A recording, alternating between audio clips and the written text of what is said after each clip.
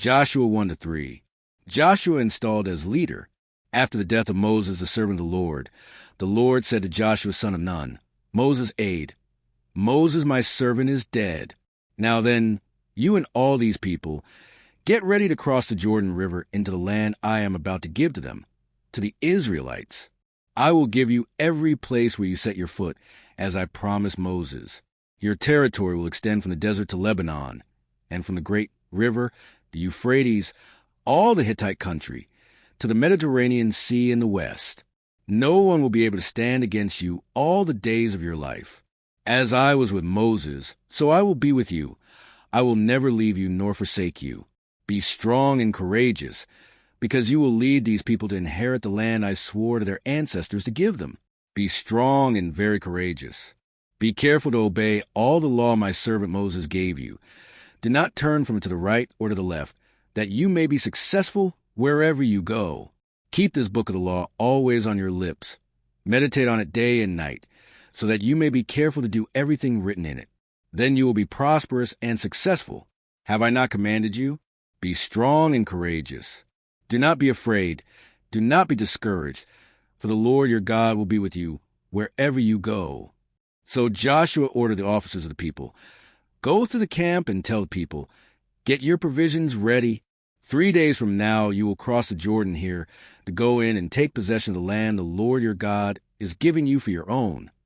But to the Reubenites, the Gadites, and the half-tribe of Manasseh, Joshua said, Remember the command that Moses the servant of the Lord gave you after he said, The Lord your God will give you rest by giving you this land. Your wives, your children, and your livestock may stay in the land that Moses gave you east of the Jordan, but all your fighting men, ready for battle, must cross over ahead of your fellow Israelites.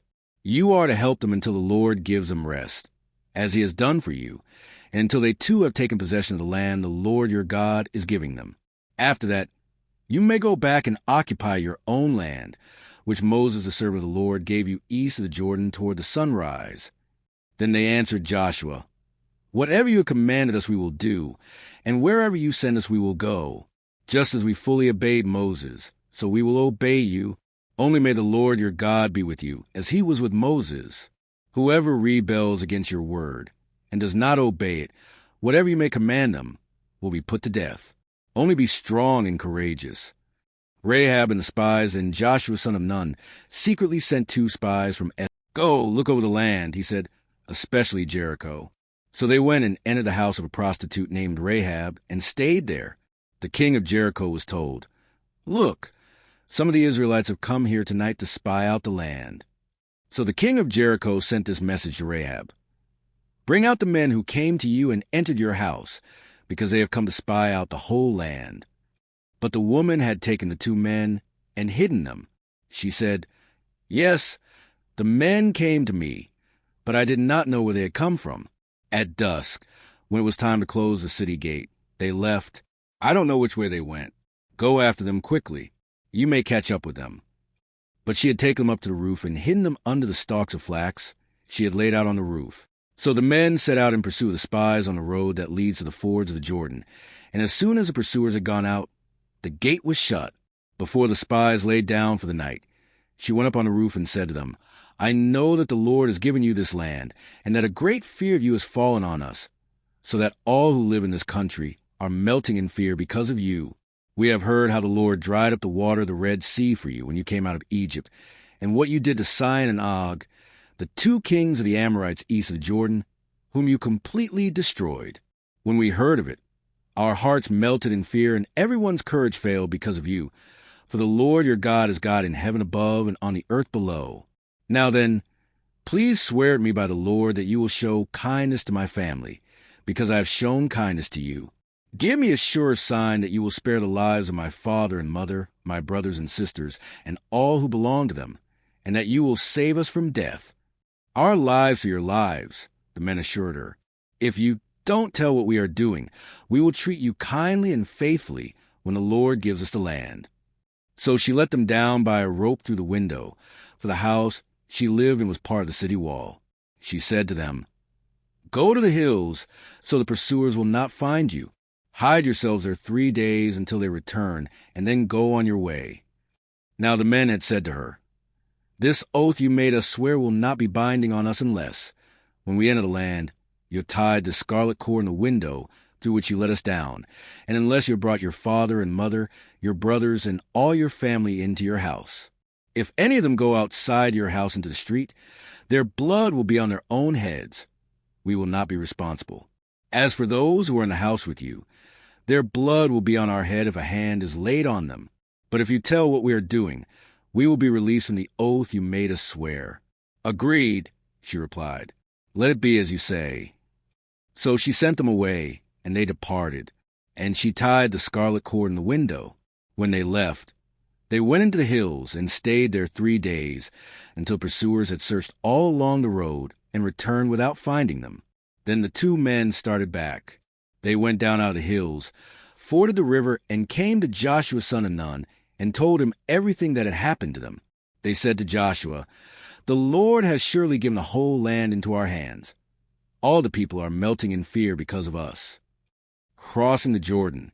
Early in the morning, Joshua and all the Israelites set out from where they camped before crossing over. After 3 days, the officers went throughout the camp, giving orders to the people. "When you see the Ark of the Covenant of the Lord your God and the Levitical priests carrying it, you are to move out from your positions and follow it. Then you will know which way to go, since you have never been this way before. But keep a distance of about 2,000 cubits between you and the ark. Do not go near it." Joshua told the people, "Consecrate yourselves, for tomorrow the Lord will do amazing things among you." Joshua said to the priests, "Take up the Ark of the Covenant and pass on ahead of the people." So they took it up and went ahead of them. And the Lord said to Joshua, "Today I will begin to exalt you in the eyes of all Israel, so they may know that I am with you as I was with Moses. Tell the priests who carry the Ark of the Covenant, when you reach the edge of the Jordan's waters, go and stand in the river." Joshua said to the Israelites, "Come here and listen to the words of the Lord your God. This is how you will know that the living God is among you, and that he will certainly drive out before you the Canaanites, Hittites, Hivites, Perizzites, Girgashites, Amorites, and Jebusites. See, the Ark of the Covenant of the Lord of all the earth will go into the Jordan ahead of you. Now then, choose 12 men from the tribes of Israel, 1 from each tribe. And as soon as the priests who carry the Ark of the Lord of all the earth, set foot in the Jordan, its waters flowing downstream will be cut off and stand up in a heap."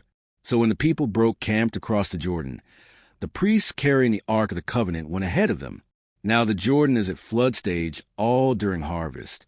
Yet as soon as the priests who carried the ark reached the Jordan and their feet touched the water's edge, the water from upstream stopped flowing.